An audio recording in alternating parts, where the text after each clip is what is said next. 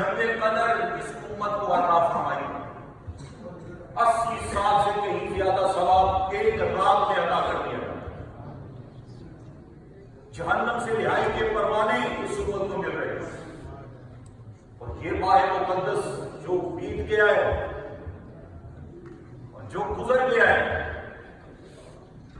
اور سجدے جس نے کیے نہیں کیے ٹائم گزر گیا.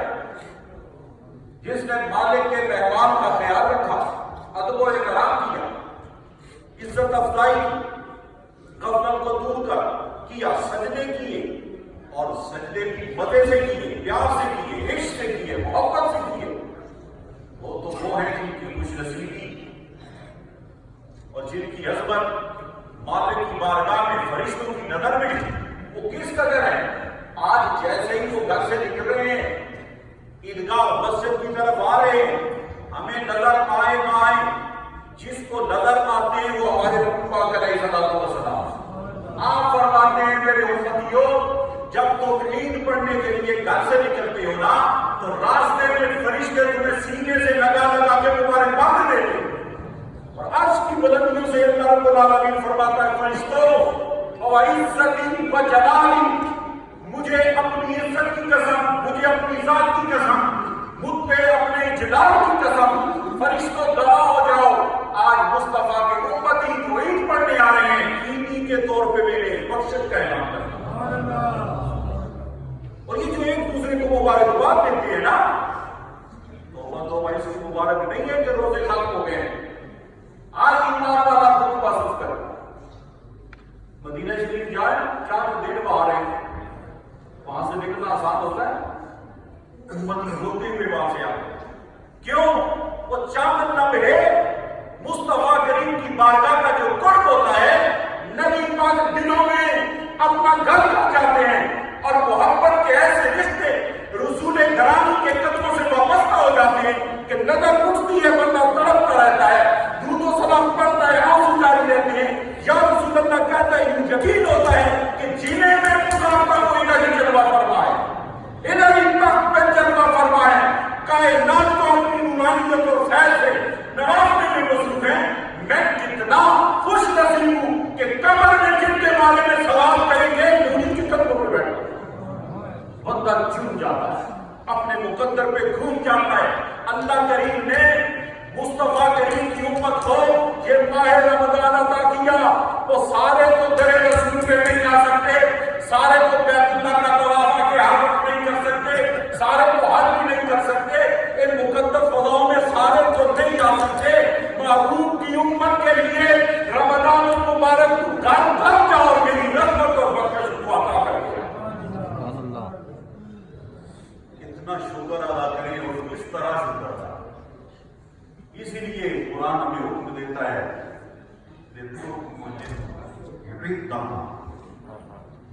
تعداد پوری کرو، اور جب تعداد پوری ہو جائے تو پھر اللہ کی کبریائی ہے، پھر جھوم کے پڑھو اللہ اکبر اللہ اکبر لا الہ الا اللہ اللہ اکبر اللہ اکبر وللہ الحمد. تمام آگے ترکیب بلند کریں اللہ اکبر اللہ اکبر لا الہ الا اللہ اللہ اکبر اللہ اکبر وللہ الحمد. اس مالک الملک کے حضور یہ خوشی کا زمانہ ہے. یہ اس وقت گونج جہاں جہاں فطر پڑی جا رہی ہے، وہاں کی گلیاں گونج رہی ہیں، دل گونج رہے ہیں، گھروں میں یہ صدا بلند ہو رہی ہے. اس لیے نبی پاک علیہ الصلوۃ والسلام جب گھر سے روانہ ہوتے تو راستے میں یہ تکبیر پڑھتے، راستہ پھر بدل لیتے. جب واپسی گھر ہوتی تو دوسرے راستے سرکار تشریف لے جاتے تاکہ امت کے لیے سنت بن جائے. لیکن نبی پاک علیہ الصلوۃ والسلام کو اس لیے راستہ بدلتے تھے تاکہ ایک دفعہ ادھر سے آ رہا ہوں اس علاقے والے لوگ میری زیارت کریں، وہ جنتی بن جائیں، عید کے دن میں ہم کو دیدار مصطفیٰ کی عیدی نصیب ہو جائے. پھر سرکار دوسرے راستے پہ تکبیر پڑھتے ہوئے روانہ ہوتے ہیں تاکہ دوسرے راستے والے اس علاقے والے بھی لوگ آج عیدی کے طور پہ دیدار مصطفیٰ بھی کر لیں. ارے وہ سنت ہمارے لیے بن گئی. مطلب کیا ہے کہ آج کائنات ڈوب جانی چاہیے اللہ اکبر کی صدا سے. آج الحمدللہ کے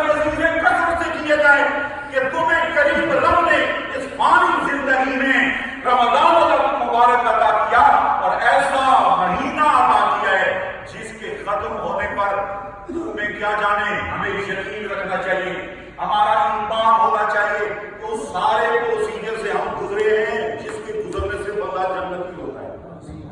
اونچی آواز سے سبحان اللہ، خوشی خوشی میں بیٹھو، دل میں خوشی لاؤ، چہرے پہ مسکراہٹ لاؤ۔ اصل خوشی تو ہے ہی یہ خوشی ہے۔ یاد رکھو دنیا میں غم کس کو نہیں آتے؟ غم کا بھی لمبا وقت کوئی نہیں ہے، کتنا گزرتا ہے۔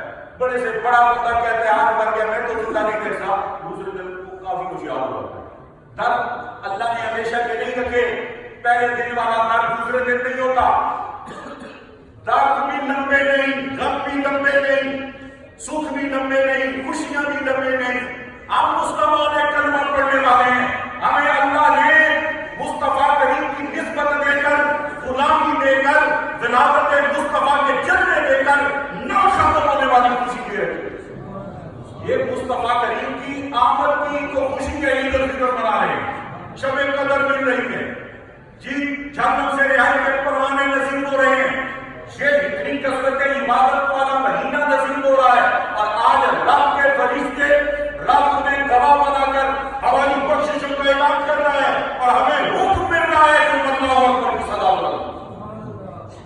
یہ خوشی ہے، اور یہ خوشی ختم نہیں ہونے والی۔ اس خوشی میں مچنا کریں، اس خوشی میں سجدے کریں، اس خوشی میں نمازوں کی پابندی کریں، اس خوشی میں اللہ کی محبت میں دن رات گزارے، اس خوشی میں نبی پاک کی بارگاہ میں درود و سلام پڑھیں۔ وہ خدا کے بندوں، اتنے بڑے کرم رب نے ہمیں مصطفیٰ کی امتی کر کے بنا دیا نا، ہمیں اور کچھ بھی نہ ملے، ساری زندگی اگر سجدے میں گزار دیں صرف اس کرم پر کہ اس اللہ نے ہمیں مصطفیٰ کا امتی بنایا، ہم شکر ادا نہیں کر سکتے۔ اتنے بڑے کرم، اتنی بڑی رحمت ہے۔ امت مسلمہ اپنا آپ پہچان،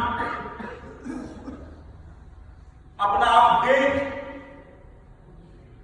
تو کچھ چھڑا ہوا تھوڑا ہے، ہڑا ہوا تھوڑا ہے، تو کچھ ناراض تھوڑا ہے، تیرا نام بتاتا ہے تو کسی کا ہے، تو تیرا کام بھی بتانا چاہیے کہ تو کسی کا ہے۔ نام ہمارے کتنے پیارے پیارے جی، نام عبداللہ، نام محمد حسین، کیا کمال، مدینے سے سیدھے کروا ہمارے نام بتلاتے ہیں کہ ہم محمدی ہیں، ہم مصطفی ہیں، ہم وہ اللہ کا ازل کا انتخاب ہے کہ اللہ نے ازل سے ہمارے نام مصطفیٰ کے امتیوں میں لکھے ہیں۔ کتنی امتیں آئی، موسیٰ کلیم اللہ تو کہہ اٹھے یہ امت مجھے چاہیے، دل دیکھے یہ امت مجھے چاہیے، ثواب دیکھے یہ امت مجھے چاہیے، دعائیں دیکھی یہ امت مجھے چاہیے۔ عرش والے رب نے کہا ذالک دل کا امت احمد علیہ السلام، موسیٰ کلیم یہ جو دیکھ رہے ہو نا کرما والے لوگ، یہ میرے آخری نبی مصطفیٰ کی امت ہے۔ جب دیکھا کہ یہ دعا قبول نہیں ہوتی، یہ امت نہیں ملتی، دانتا لیے دلوی والی، خواجہ میرے والی امت نہیں ملتی، غوث اعظم والی امت نہیں ملتی، شیخ الدین والی امت نہیں ملتی، تاجدار گرلا والی امت نہیں ملتی، صوفی اسلم والی امت نہیں ملتی، امام غزالی والی امت نہیں ملتی، یہ صالحین کی امت امام ابو حنیفہ شافعی حنبلی والی امت نہیں ملتی، ایک مقبولہ نے والدہ الہ مصطفیٰ والی امت نہیں ملتی۔ تو موسیٰ کلیم نے عرض کیا پھر مجھے مصطفیٰ کا امت، اے امتی تجھے احساس سے کم تری نے کسی لمحے بھی نہیں آنا چاہیے، اپنے آپ پہ ناز کرو، مسلمان ہیں ہم، نبی پاک کے امتی ہیں، نبی آخر الزمان کا کلمہ پڑھنے والے ہیں، ہم نے اپنے کردار سے بتانا ہوگا کہ ہم محمد ہیں، اپنی گفتگو سے بتانا ہوگا، اپنے کیریکٹر سے بتانا ہوگا، جھوٹ نہیں بولنا کیونکہ محمدی ہیں، فراڈ نہیں کرنا کیونکہ محمدی ہیں، بے حیائی کی طرف نہیں جانا کیونکہ محمدی ہیں، شراب نہیں پینی کیونکہ محمدی ہیں، حرام کی کمائی نہیں جانی کیونکہ محمدی ہے، دوسروں کے کام آنا ہے کیونکہ محمدی ہے، غریب کو سینے لگانا ہے کیونکہ محمدی ہے، رائے خدا میں پاؤں دینا ہے کیونکہ محمدی ہے۔ محمدی صحیح ہوتے ہیں، محمدی زکات دیتے ہیں، محمدی صدقات دیتے ہیں، محمدی امانہ نہیں لیتے۔ ہم اپنی زندگی میں محمدی ہونا ثابت کریں۔ اگر ہم محمدی جیتے رہے، محمدی مرتے گئے، پھر قبر کی کوئی فکر نہیں، پھر حشر کا کوئی فکر نہیں۔ حضرت سیدنا امیر المومنین فاروق اعظم رضی اللہ تعالیٰ عنہ جب قبر کے آواز سنے نا تو سب ایک صدقہ سا طاری ہو گیا۔ نبی پاک نے فرمایا ایسے فرشتے آتے ہیں، ایسے ان کے رنگ ہوتے ہیں اور یہ کرتے ہیں۔ حضرت عمر فاروق رضی اللہ تعالیٰ عنہ نے فرمایا یا رسول اللہ، جب آپ کے بارے میں سوال ہوگا تو ہم قبر میں یہی دل ہمارے ساتھ ہوگا، یہی روح ہمارے ساتھ ہوگی جب آپ کے بارے میں سوال ہوگا، جب من رب کا سوال ہوگا، جب دین کے بارے میں سوال ہوگا تو یہی دل یہی روح۔ آپ نے فرمایا ہاں عمر، یہی دل ساتھ ہوگا تو حضرت عمر جھوم گئے، یہی دل ہوگا تو پھر کیا فکر ہے؟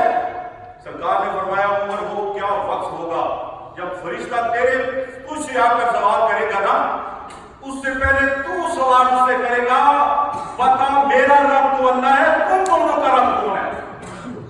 اور میرا دین تو دین اسلام ہے اور پوچھنے والا تم دونوں کا دین کون سا ہے؟ میرا نبی تو محمد ہے، بتاؤ تمہارا نبی کون ہے؟ برادران عزیز مقدار، اس تھوڑی سی زندگی کو پر رونق بنانے کے لیے اور دینی روحانی ایمانی خوشیوں کو دوام دینے کے لیے اللہ فرماتا ہے وَأَنفِقُوا فِي سَبِيلِ اللَّهِ، اللہ کی راہ میں اپنا مال خرچ کرو۔ وَلَا تُلْقُوا بِأَيْدِيكُمْ إِلَى التَّهْلُكَةِ، اور اپنے ہاتھوں سے اپنے آپ کو ہلاکت میں نہ ڈالو۔ احسنوا، نیکی کرو، ان اللہ یحب المحسنین، اللہ اچھے کام کرنے والوں کو پسند کرتا۔ فرمایا کہ اپنے آپ کو ہلاکت میں نہ ڈالو، کہ تھوڑی دیر تمہارا مال اگر تمہیں ملا ہوا ہے اس میں اکڑو نہیں، اس پہ تکبر نہ کرو، اس کو خرچ کرو، بخیل نہ بنو، کیونکہ جب دیا ہوا مال میرا ہے، ضرورت کے وقت تم دو گے نہیں تو تم گویا اپنے آپ کو ہلاک کر رہے ہیں، ہلاکت میں ڈال رہے ہیں۔ اور بخل ظلم ہے۔ بخیل کے لیے، بخیل لوگوں کے لیے اللہ نے قرآن میں اعلان کر رکھا ہے سورہ محمد کی آخری آیات میں، اگر تم نے بخل نہ چھوڑا نا تو پھر میں تمہارے بدلے ایک ایسی قوم پیدا کروں گا جسے مار بھی دوں گا، اسے کھاؤ گی۔ اس لیے برادران اسلام، اللہ رب العالمین نے آپ حضرات سے بہت بڑا کام لیا ہے فیضان مدینہ کی صورت میں، بہت بڑا کام ہے، یہ جاندار ہے، یہ ہماری بخشش کا ایک ذریعہ ہے، یہ آنے والی نسل کو اس کے مینارے اللہ اکبر کی صدائیں یاد کراتے ہیں اور کرائیں گے۔ اس کا نیلا گنبد جو ہے محبت والوں کو مدینے کی گلی میں لے جاتا ہے، یہ خوبصورت مسجد ہے، سارا سال تبلیغ کرنے میں مصروف رہتی ہے، اس کے اندر جو تبلیغ کرتے ہیں وہ سوئے جائیں سوئے رہیں، یہ ہمارا خاموش مبلغ ہے، یہ اپنی بریچ میں مشغول رہتا ہے، جو بھی دیکھتا ہے اسے خدا کی خدائی کی تصور اس کے ذہن میں چلا جاتا ہے، نبی پاک کی رسالت کا ایک پیغام اس کے ذہن میں چلا جاتا ہے۔ ہزاروں بچے ایک سال میں کالج یونیورسٹی کے دیگر لوگ جہاں وزٹ کرتے ہیں مسجد فیضان مدینہ کو دیکھنے کے لیے آتے ہیں، ایک خاص اسلام کا پیغام لے کے جاتے ہیں۔ اب فیضان مدینہ والوں کو ایک اور موقع اللہ رب العالمین عطا فرماتا ہے، وہ ہے فیضان مدینہ ایجوکیشنل کمپلیکس، جس میں آپ نے مسجد کی نمازی تیار کر دی، آنے والے لوگوں کو دین سکھانا ہے، قرآن پڑھانا ہے، حدیث سکھانا ہے، خوبصورت ادارہ ترتیب دینے آئے تاکہ مسجد نبوی کی وہ سنت بھی ادا ہو جائے جو اصحاب صفا چبوترے کی ہے، ادارے کی ہے۔ اس کے لیے آپ حضرات کو آواز دی جا رہی ہے، دی جا رہی ہے، دی جائے گی، آواز آتی رہے گی، دل پہ دستک دی جائے گی کہ جانے سے پہلے دنیا سے خوبصورت مکان بچوں کے لیے چھوڑ کے جا رہے ہو، دین کے لیے ادارہ چھوڑ کے، خوبصورت ادارے پاکستان میں بنانے والوں، جہاں جس نسل تمہاری یہاں رہی ہے یہ جانے کے لیے تیار نہیں، اب تو بیٹیوں میں بھی نہیں جاتے، پہلے تو بیٹی جاتی تھی نا، لوگ کہتے ہیں بیٹی چلی جائے گی، ہم بیٹی جاتی، اب وہ بھی نہیں جا رہی، یہاں ہی رہتے ہیں یہ بچے، ان کے فیوچر کے لیے ہم نے شاندار ادارہ دینا ہے جو ان کے ذہن کے مطابق ہو، ان کے ماحول کے مطابق ہو، جہاں کالج یونیورسٹی میں جس طرح کو کمرے رومز ملتے ہیں، کلاس روم ملتے ہیں، ایسے ہی کلاس روم ہمیں نہیں یہاں ملے، اور اس کے لیے اعلان بھی ہو چکا ہے، خوش نصیب نصیب آنے شروع ہو گئے ہیں، اور پچھلے اعلان سن کر پتہ چلتا ہے کہ میرا ایک فکرہ پتہ نہیں کیوں میری زبان پہ آیا کہ وہ اعلان بتا رہے تھے کہ فیضان مدینہ بنانے والے ابھی زندہ، یہ ابھی زندہ ہے، وہ اعلان بتا رہے ہیں۔ اس جذبے کو کم نہیں ہونے دینا، اپنے اور ساتھیوں کو اس میں ساتھ لانا ہے۔ اور ینگسٹر کے لیے میری اپیل ہے، آپ اپنی تنخواہ سے 5 پاؤنڈ، کتنے؟ اونچی آواز سے 5 فوٹ اس ادارے کے لیے ہر تنخواہ سے دے دیں، اور اس وقت تک دینے کا نیت کر لیں کہ جب تک یہ مکمل نہیں ہو، آپ کا صدقہ بھی چلتا رہے گا، برکتیں بھی نازل ہوتی رہیں گی۔ اور باقی جو خیر حضرات ہیں، جس کے پاس جتنی اللہ کی دوئی دولت یاد ہے اتنی بڑی ذمہ داری ہے اس کی۔ ہاں، حضرت ابوبکر صدیق نے اپنے حصے کے مطابق کام کیا، عثمان غنی نے اپنی حالت کے مطابق اعلان کیا تھا، فاروق اعظم نے اپنی ہمت کے مطابق اعلان کیا تھا۔ جو مخیر حضرات ہیں وہ اپنے دل کو بھی دیکھیں اور دولت کو بھی دیکھیں، اور جس نے دیا ہے اس کی رحمت کو بھی دیکھیں، وہ پیار سے آگے آئیں، تاکہ یہ خوشی جو عید والی ہے، یہ رمضان کے ساتھ ملنے والی جو خوشی ہے، یہ نبی پاک کی میلاد کے تصور ہو، آپ کی امتی ہونے کی جو خوشی ہے، کہ یہ مضبوط ہوتی چلی جائے، مضبوط ہوتی چلی جائے۔ جب نزا کا عالم شروع ہو، گھر والے رونا شروع کریں، تو ہمیں مسجد کا جو نور سامنے آنا شروع ہو، نبی پاک کی محبت کا نور سامنے آنا شروع ہو جائے۔ یہ گھر والے کہیں یہ مر گیا ہے، اب قبر میں جا کے کیا ہوگا، فرشتے سرانے کھڑے ہوتے کہیں یہ روتے ہیں، رونے دو، وہ دیکھ تیرا ٹھکانہ جنت، وہ دیکھ تیری بہاریں تیرا انتظار کر رہی ہیں۔ کسی تصور میں زندگی گزارنا یہ مومن کا شعار ہے۔ یا ایتھا النفس المطمئنہ ارجعی الی ربک راضیۃ مرضیہ فادخلی فی عبادی وادخلی جنتی۔